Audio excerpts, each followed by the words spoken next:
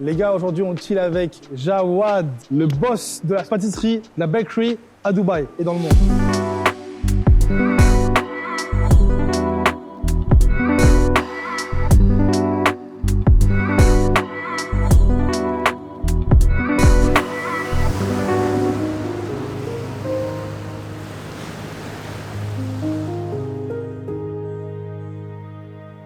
Il fait bon, là, en fin de journée, on est bien. On chill. Tu nous ramènes manger où, là? Là, on va le déguster à Chocolat Molécule, des super pâtisseries. Et franchement, tu vas te régaler. Viens avec moi. Tu sais que j'en ai entendu parler, mais je suis jamais venu. Bah, j'espère en bien. Bah là, ah oui, super bien même.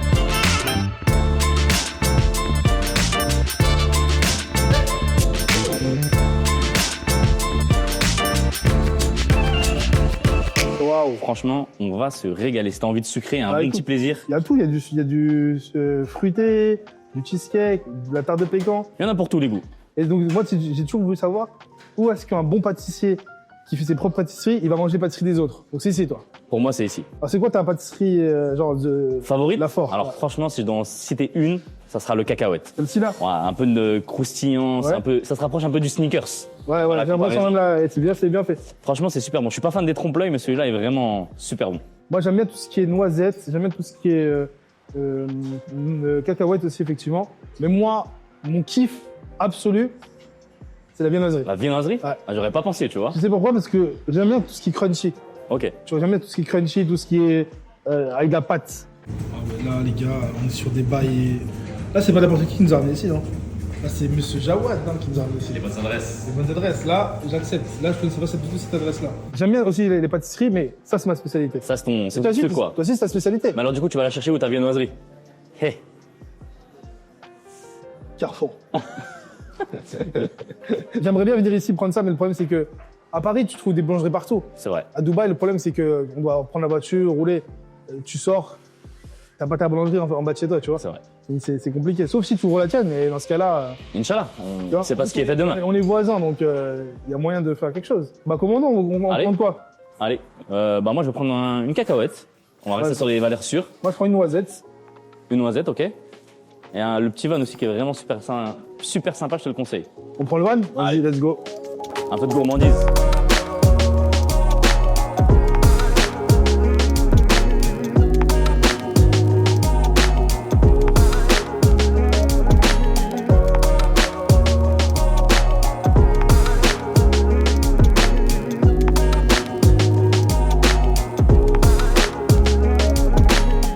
Elles sont magnifiques. Je sais même pas où donner la tête, là. Je t'ai dit, je t'ai prévenu, c'est une super adresse. Il faut que tu me dises par quoi commencer. Alors moi, je te conseille de commencer par la noisette. Ok. On va bien se régaler. Et Top 3, top 2, top 1. ouais, pour moi, top 3, top 2, top 1. Ça marche. Et du coup, moi, ce que j'ai à voir, c'est. Alors, d'habitude, t'as vu, quand on reçoit des trucs comme ça, tu sais pas comment le découper. C'est vrai. Tu veux respecter l'œuvre d'art. D'accord? Je suis d'accord avec Pour toi. celle-ci, par le milieu, je pense. Exact. Et la noisette, comment on va faire? Pareil, on va faire sur le milieu. De toute façon, on va partager en Vas-y, deux. let's On va go. tout partager en deux. Let's go, moi, je fais. Allez. Attends, si, c'est la noisette, ça. Ça, c'est la noisette. Et comment on juge une bonne pâtisserie? Alors, comme tu l'as dit, faut pas que ce soit trop sucré. Moi, je suis pas fan des trucs trop sucrés, plein de couleurs, plein de trucs chimiques. Les trucs basiques, bien faits, simples. Mais voilà, le sucre, ça fait une grosse partie d'un bon gâteau. Mais les gens, en général, quand ils achètent une pâtisserie, ils attendent d'avoir tu sais, un truc sucré, un truc bien gros, bien large. Comment on éduque les gens à apprécier les bonnes choses? Ça va être compliqué de les éduquer parce qu'ils ont été habitués longtemps comme ça, tu vois. Je pense surtout au Moyen-Orient, tu vois. On cherche toujours bien sucré, bien gras, fat. Comme on dit, food porn avec de la crème qui coule, qui dégouline. Donc c'est un peu des partis pris. Il y a l'école pas sucrée et raffinée et il y a l'école où on veut du sucre. Et des fois, c'est vrai que ça fait du bien un bon truc plein de sucre. Ouais, c'est vrai. Moi, franchement, j'aime bien les trucs comme ça. Qu'est-ce que t'en as pensé déjà de celui-là? Moi, j'aime bien, parce que j'aime bien la noisette. Je kiffe la noisette. Il est pas trop sucré, donc j'aime bien, parce que moi, j'aime pas le sucre. Ok. Alors, j'ai pas goûté la crème. La crème, elle a l'air bien pâteuse, tu vois. Ça, c'est du praliné, c'est Ah, ça? ça va être un praliné, ça. Praline noisette. Il est bon. Franchement, C'est validé alors. c'est validé. Alors, celui-là, c'est quoi, ça, à ton avis? Ça, je m'en souviens plus exactement. Je crois que c'est une mousse au lait avec un praliné et un biscuit. J'aime bien. Il faut prendre un peu tout, hein. Celui-là. N'hésite pas.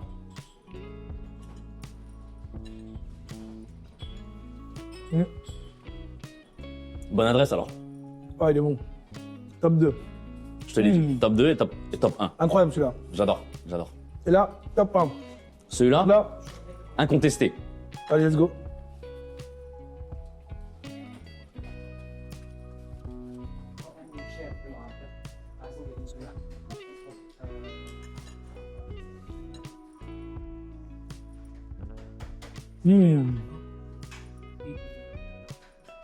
C'est la frappe.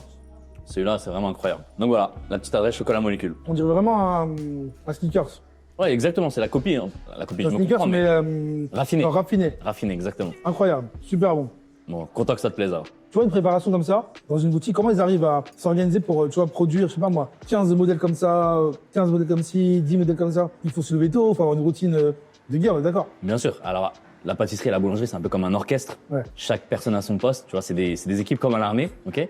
Et du coup, tu vas avoir des personnes le matin qui vont sûrement faire le finishing. Donc le finishing, c'est ce qu'on appelle finir le gâteau. Donc ils vont pulvériser la couleur, ils vont faire la décoration, des belles fleurs, Ouais. etc. Mais grosso modo, c'est du travail qui se fait tout au long de la journée, généralement un jour avant. Quand les gens ils pensent à un boulanger ou à un pâtissier, on connaît, tu sais, le fait d'arriver tôt le matin, Ouais. faire la préparation, Ouais. ensuite mettre en vitrine, gérer jusqu'à pas d'heure. Ouais, bien sûr. Ok, ça dans ta journée à toi, comment tu t'organises? T'arrives par ici à 4h du matin, 5h du matin, tu commences à faire tes préparations, gérer tes équipes. Alors à Dubaï, c'est un peu différent que Paris. Maintenant, parce qu'on a beaucoup de machines. Avant, on les avait pas. Donc en ce moment, je commence aux alentours de 6-5 heures du matin. Ok. Jusqu'à que la journée elle soit finie, on n'a pas vraiment d'horaire. L'objectif, c'est que toutes les tâches soient finies pour tout le monde. À Paris, pour en revenir, je commençais à minuit et je finissais généralement à 13h, tu vois, 13-14h. Donc c'était surtout du travail de nuit. Ici, c'est différent. On va dire que c'est plus chill, plus relax. Mais derrière, en cuisine, en backstage, une galère. Il y a toujours des problèmes. Une journée sans problème, ça n'existe pas en cuisine. Ouais. Tous les jours, il y a un petit pépin et nous, on est là pour être sûr que ça roule comme sur des roulettes, entre guillemets. Et non, comme problème, qu'est-ce que je peux te dire? Tu peux avoir des problèmes d'électricité. Ça m'est déjà arrivé dans un labo, t'arrives le matin, il n'y a pas de courant. Donc t'as besoin de tes fours, t'as besoin de tes frigos, t'as besoin de tes congèles, tu peux rien faire. Tu fais quoi? Tu mets une pancarte fermée? Dans ces cas-là, t'essaies déjà de trouver une solution, d'appeler l'électricien au plus vite. Si t'en trouves pas, malheureusement, t'es obligé de fermer, tu vois. Fermer, ok. Donc c'est une journée à perte. Mais est-ce que toi, tes préparations, tu les fais la veille pour le lendemain ou tu te fais tout le matin? C'est-à-dire que, imagine, tu as des préparations à son carreau, les préparations. Ouais, la plupart du temps, en fait, c'est toujours la veille pour le lendemain. C'est très rare les gens qui travaillent le matin ou le jour même pour le jour même, tu vois, parce que pour parler du cas de la boulangerie, il faut laisser reposer les pâtes. Il y a du temps, ça demande beaucoup de temps, tu vois. Une bonne baguette, un bon pain, ça prend à peu près 15-16 heures, tu vois, de repos. Ah ouais. Donc ça se fait pas comme ça. Et pareil pour une pâtisserie, faut monter les crèmes, faire les assemblages, faut faire les préparations, les cuire. Donc ça se fait toujours un jour ou plusieurs jours en avance. Mais c'est quand même frais parce que l'assemblage final se fait le matin. En France, quand j'allais à la boulangerie, je prenais toujours ma petite baguette tradi. Ok. Mais je savais pas c'est quoi la différence entre une baguette tradi et une baguette normale, tu vois. À part le prix et peut-être le goût, mais moi, je voyais pas de différence. C'est quoi la différence?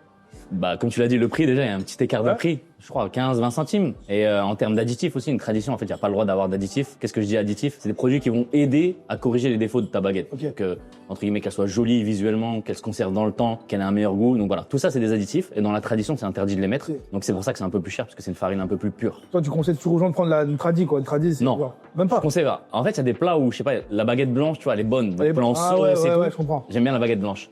Et après, pour des fromages et trucs comme ça, j'aime plus la baguette de tradition. À Dubaï, t'as dit, c'est compliqué de trouver une bonne baguette. C'est très compliqué. Ok. C'est très compliqué. En plus, avec le temps, l'humidité. Ouais. Peut-être aussi, quoi, les matières premières, peut-être aussi.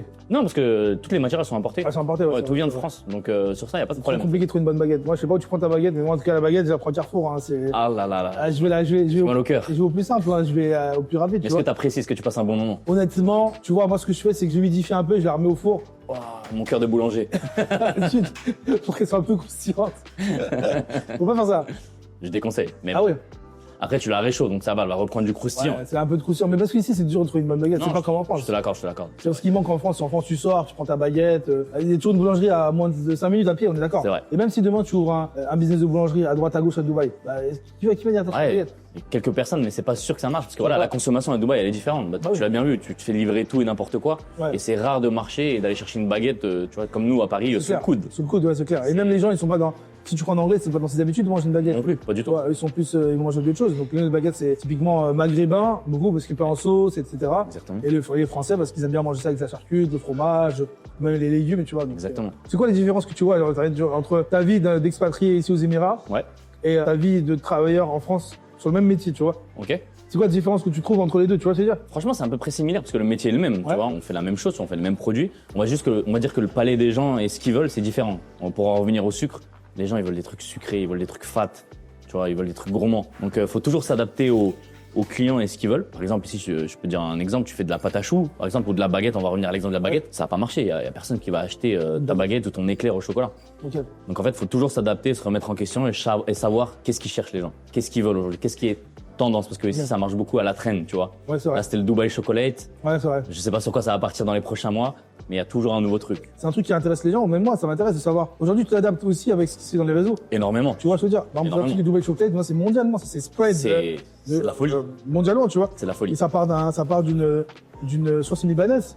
C'est ça, exactement. Une Libanaise qui a fait ça dans son labo. Et après, le shir, il a partagé, et puis après, ça. Ouais, alors, ça a commencé même avant ça. Ah ouais, ok. Entre guillemets, c'est une femme, tu vois, qui était enceinte. Et elle avait envie un soir de grignoter un truc, une petite fringale de femme enceinte. Et elle trouvait rien sur les réseaux, tu vois, ou en ligne pour commander quelque chose de sucré. Et elle s'est dit, bah, il faut que je fasse quelque chose. Et c'est sur ça, en fait, que ça a commencé. Après, elle a fait venir un consultant pâtissier. Ils ont travaillé tous les deux ensemble. Ils ont fait le chocolat. Au début, ça a pas marché jusqu'à qu'il y ait une femme, une influenceuse qui a fait un partage dans sa voiture, là. Je sais pas si tu as déjà vu la russe. Elle a fait le partage dans la voiture et le lendemain, explosion. Si demain, un nouveau truc arrive, toi, tu proposes ce produit-là au marché. Bah, c'est pour Alors, moi. c'est la demande.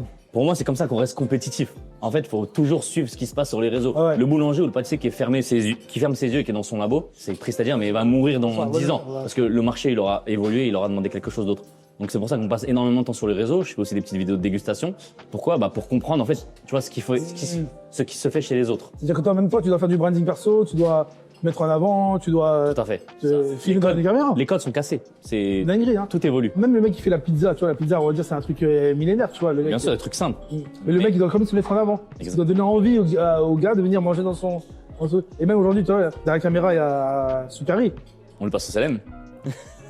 Et bah, typiquement, si demain, lui, avec sa communauté, il met en avant ce resto, les gens vont le suivre parce qu'ils le suivent lui. Exactement. Si lui mange ici, les gens vont venir ici. Donc tu vois la force des réseaux, l'impact des réseaux. Ouais. Même moi, hein, je vais le suivre, je regarde une story et il va me partager un bon endroit, je vais me dire ah bah ça me donne envie, je vais aller. Ouais. Donc en fait non, la force des réseaux c'est vraiment à ne pas négliger Ça veut en dire tant que toi, professionnel ou comme restaurateur. Tu vois, il y a un truc, je sais pas si t'as remarqué, toi. Nous, à travers ma génération, nous, on suivait beaucoup les États-Unis. Quand t'es en France, Ok. pour nous, les États-Unis, c'était la vision. Maintenant, j'ai remarqué que les tendances viennent de ce coin-là du monde. Ouais. Tu parles de, tu sais, les croissants, les flats croissants, là, ils appellent ça. Ouais, flat Les croissant. flats croissants, ou les croissants smashés, ou Cookie croissant. les cookies croissants, les chocolate Dubaï, les tendances culinaires.